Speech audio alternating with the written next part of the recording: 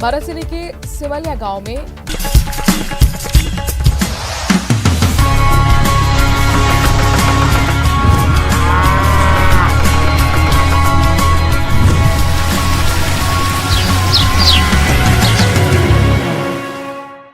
Break के बाद एक बार फिर से आप सभी दर्शकों का अन्नदाता कार्यक्रम में स्वागत है।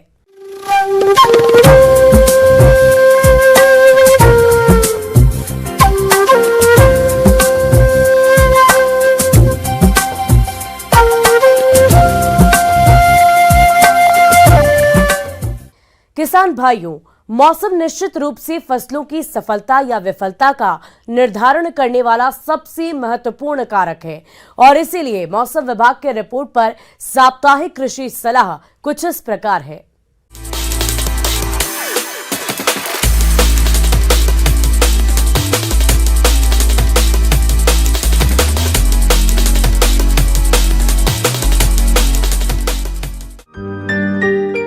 ग्रामीण कृषि मौसम सेवा, भारत मौसम विज्ञान विभाग, स्वामी केशवानंद राजस्थान कृषि विश्वविद्यालय बीकानेर द्वारा भेजे गए मौसम पूर्वानुमान रिपोर्ट के आधार पर जिला धौलपुर और इससे लगे जिलों के किसान भाइयों को सलाह दी जाती है कि आने वाले 2 दिनों के दौरान इन क्षेत्रों में आंशिक रूप से बादल छाए रहेंगे। इन 2 दिनों के दौरान 6 से 12 किलोमीटर प्रति घंटे की रफ्तार से उत्तर पूर्वी हवाएं चलने की संभावना है।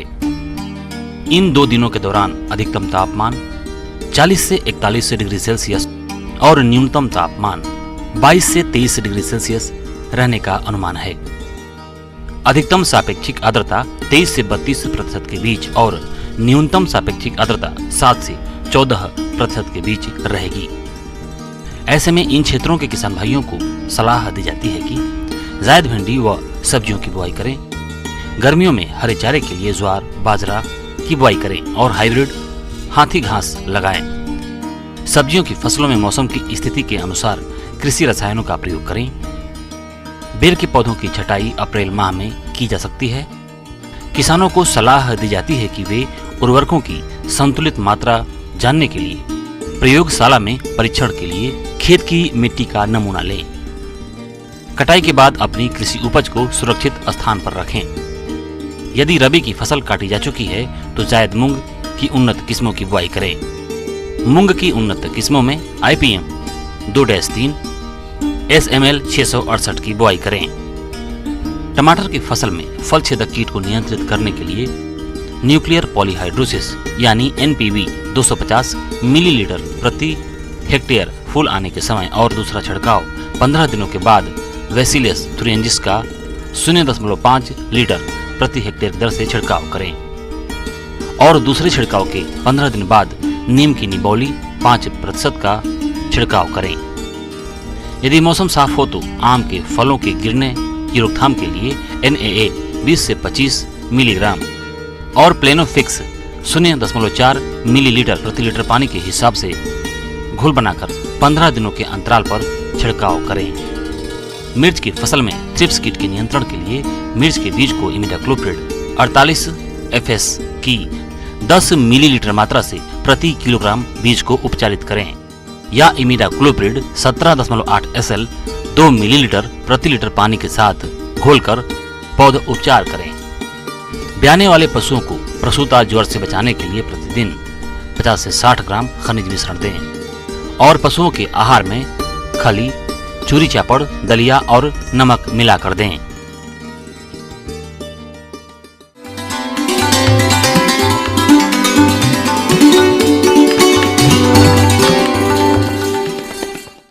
अब समय हो गया है प्रदेश के किसानों द्वारा अन्नदाता निःशुल्क फोन के माध्यम से पूछे गए समस्याओं के समाधान का।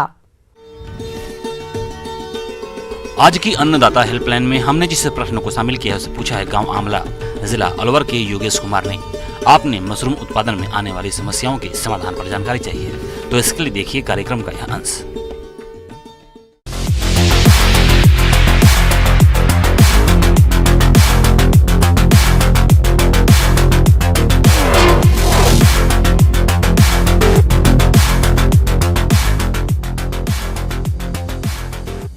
किसान भाई अगर चाहें तो इसकी खेती हम लोग सालों भर कर सकते हैं।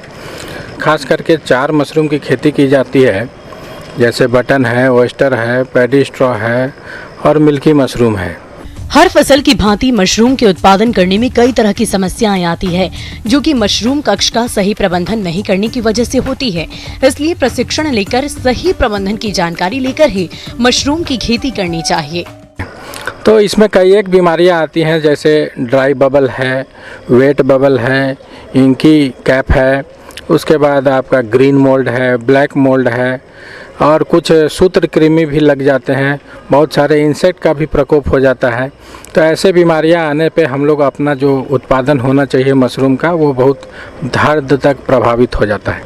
तो पहले क्रम में आता है ड्राई बबल, जो वर्टिसिलियम नामक स्पीसीज से होता है। एक तरह का फफूंद जनित रोग है। इसका लक्षण इस प्रकार के है, ऊपर से क्या होगा कि छोटे छोटे बबल्स दिखाई देंगे, फल जो है पूरा प्रफुल्लित नहीं हो पाता है, छोटे छोटे रह जाते हैं।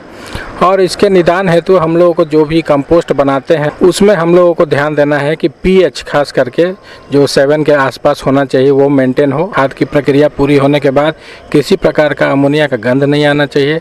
और जब इसमें मटन मशरूम की जब फ्रूटिंग होने लगती है उस समय हम लोग खास करके 18 से 20 तक इसका टेम्परेचर हम लोग मेंटेन अगर करके रखें तो ये ड्राई बबल से हम लोग निजात पा सकते हैं। हरी फफूंद ये एक सामान्य रोग है। इसमें मशरूम पर हरे बैगनी रंग के धब्बे दिखाई पड़ते हैं, जो धीरे धीरे पूरे मशरूम कक्ष में फैलने लगते हैं। इनकी रोकथाम के लिए फॉर्मेलिन घोल में कपड़े को डुबोकर और प्रभावित क्षेत्र यानी रैक को अच्छी तरह से पोंछ दे और फॉर्मालिन दवा का घोल बनाकर छिड़काव करें। तो किसान भाइयों, इसके लिए हम लोगों को सजग रहना पड़ेगा बीज के इस्तेमाल के शुरुआत से ही। उस समय हम लोग चयन करें अच्छे शुद्ध बीज का, और बिजाई करने के उपरांत क्या करें, थोड़ा सा अपने झोपड़ी या कक्ष में हम लोग फॉर्मेलिन का घोल बना करके 2 ग्राम प्रति लीटर 2 ml प्रति लीटर के हिसाब से घोल बना करके पूरे फर्श पर दीवार पर उसका छिड़काव कर दें। और साथ ही साथ बेवेस्टिन जो कार्बेंडाजिम के नाम से आता है उसका 2 ग्राम प्रति लीटर में घोल बना करके उसमें दीवारों पर, फर्श पर, छत पर सबको पहले बढ़िया से स्प्रे कर दे। उसके बाद ही बैग को अपने पुनः स्थापित करें। लेकिन अगर किसी बैग में अगर ज़्यादा कंटामिनेशन हो, ज़्यादा हरा रंग दिखाई दे रहा हो, तो उस बैग को हम लोगों को वहाँ से हटा करके अलग कर देना चाहिए और कहीं दूसरे जगह ले जा करके गड्ढे में उसको गाड़ देना चाहिए। एक अन्य बीमारी आती है इंकी कैप, जो कि ओयस्टर मशरूम में भी देखा जाता है और बटन मशरूम में भी देखा जाता है। इसमें क्या होता है कि जब हम लोग स्पॉनिंग करते हैं, बिजाई करते हैं, तो बैग के अंदर में ही एक खरपतवार की तरह जो है उसमें छोटा छोटा लंबा डंठल लिए, छोटा सा टोपी लिए हुए, लगेगा कि ये फॉल्स मशरूम कहते हैं इसको, छोटा छोटा लगेगा कि मशरूम ही निकल गया, लेकिन वो मशरूम का खरपतवार है। वो उसके निदान हेतु हम लोग क्या करते हैं कि जो हमारा सबस्ट्रेट होता है, जो धान या गेहूं का हम लोग नेवारी या पुआल का जो कुट्टी काटते हैं ओयस्टर के केस में, या हम लोग बटन मशरूम में जो हम लोग कंपोस्ट बनाते हैं, उस समय हम लोगों को अपना कंपोस्ट को बढ़िया से स्टरलाइज करना चाहिए केमिकल के माध्यम से या हॉट वाटर ट्रीटमेंट के माध्यम से। केमिकल में हम लोग फॉर्मेलिन 1% और बेवेस्टिन 2 ग्राम प्रति लीटर के हिसाब से हम लोग सबस्ट्रेट को बढ़िया से उपचारित कर ले, तो इस तरह का हम लोग इंकी कैप से निजात पा सकते हैं। फिर भी अगर इंकी कैप बैग में अगर दिखाई दे तो उसको हम लोगों को पन्नी थोड़ा सा हटा करके इंकी कैप को हम लोगों को सैनिटाइज कर लेना चाहिए, मतलब हार्वेस्ट कर लेना चाहिए, छोटे छोटे चिमटों के माध्यम से निकाल दे, तब इसका आगे प्रभाव बहुत हद तक कम जाता है। कीड़े मक्खियों की समस्या। सैक्रिड मक्खियाँ, फॉरेड मक्खियाँ, सेसिड मक्खियाँ मशरूम और स्पॉन की गंध पर हमला करती है। ये कीट मशरूम पर अंडे देती है और फसल को नष्ट कर देती है। इनकी रोकथाम के लिए मशरूम कक्ष के प्रवेश द्वार, खिड़कियों और रोशनदानों पर पर्दा लगा दे। मशरूम गृहों में मक्खीदान अथवा मक्खियों को भगाने की दवा का इस्तेमाल करें। कुटकी या पिल्लू, ये बहुत पतले व रेंगने वाले छोटे छोटे कीड़े होते हैं जो मशरूम पर दिखाई देते हैं। ये हानिकारक नहीं होते हैं, किंतु जब ये बड़ी संख्या में मौजूद होते हैं तो नुकसान बहुत पहुंचा जाते हैं। इनके नियंत्रण के लिए मशरूम कक्ष और आसपास में साफ सफाई की व्यवस्था रखें तथा दवा का घोल बनाकर छिड़काव करें। जब भी मशरूम कक्ष में जाएं तब हाथ व पैरों को अच्छी तरह से साफ कर लें और मुंह पर मास्क जरूर लगाएं। इसके बाद अन्य बीमारी आती है सड़ने वाली, जो जीवाणु से होता है, सड़न रोग पैदा होता है। तो इसमें भी देखा जाता है कभी कभी कि बैग जब हम लोग इसका ट्रीटमेंट करते हैं पोषाधार का या सबस्ट्रेट का, तो उसमें नमी की मात्रा बहुत ज़्यादा रह जाती है। जैसे हम लोग बिजाई के समय देखना चाहिए कि जब हम लोग मुट्ठी बांध करके निचोड़ते हैं तो उसमें से किसी तरह का पानी चूना नहीं चाहिए। अगर ज़्यादा मॉइस्चर में अगर बिजाई कर देते हैं तो ये सड़न रोग भी पैदा हो जाता है जो जीवाणु से होता है। तो इसमें क्या करें कि ओयस्टर के केस में अगर इस तरह का बीमारी आती है तो हम लोग क्या करते हैं, उसमें 17-18 छिद्र बना देते हैं और 2-4 छिद्र बेस में नीचे में बनाते हैं, जिससे कि अगर एक्स्ट्रा मॉइस्चर हो तो वहाँ से अवशोषित होकर के एरिएशन होकर के वो थोड़ा सा मॉइस्चर कम जाए। और फिर भी अगर काला भूरा धब्बा अगर दिखाई दे रहा है बैग के चारों तरफ तो और सड़ने की प्रक्रिया अगर हो रही है तो इसमें स्टेप्टोसाइक्लिन या स्टेप्टोमाइसिन जो पाउडर या लिक्विड दोनों में आता है उसका पानी में घोल करके बैग के ऊपरी परतों पर अगर हम लोग पन्नी के ऊपर से छिड़काव करते हैं तो देखा जाता है कि इससे हम लोग निजात पा लेते हैं। सूत्रकृमि की विभिन्न प्रजातियां मशरूम की फसल में हानि पहुंचाती है, परंतु भारत सहित विश्व भर में एफ्लेंको आइडिस कंपोस्टिकीला सबसे हानिकारक प्रजाति है।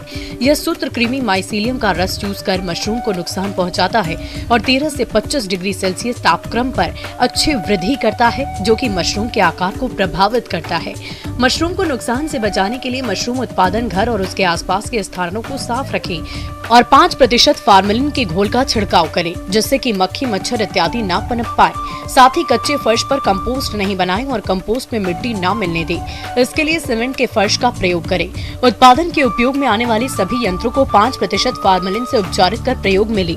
कंपोस्ट में 2 से 5% सूखी नीम की पत्तियां मिलाएं, जो कि सूत्रकृमियों की वृद्धि गुणन को रोकने में सहायक होती है। मशरूम या खुम्ब की फसल में कीटनाशकों का प्रयोग वर्जित है, क्योंकि मशरूम कीटनाशकों के प्रति बड़ी सहिष्णु होती है और कीटनाशकों का प्रभाव सीधा मशरूम पर होता है। यदि सूत्रकृमियों का प्रकोप आर्थिक हानि स्तर से अधिक होता है तो उस समय थाउनाजिन का 30 ppm को कंपोस्ट में प्रयोग करें। सूत्रकृमियों के प्रभाव को कम कर सकते हैं। किसान भाइयों, कृषि संबंधित समस्या और सुझाव के लिए आप हमें इस पते पर संपर्क कर सकते हैं। प्रोड्यूसर अन्नदाता news 18 Rajasthan, Ramoji film city, Hyderabad 501512। साथ ही आप हमें ईमेल भी कर सकते हैं। हमारा ईमेल है p18annadatarajasthan@nw18.com।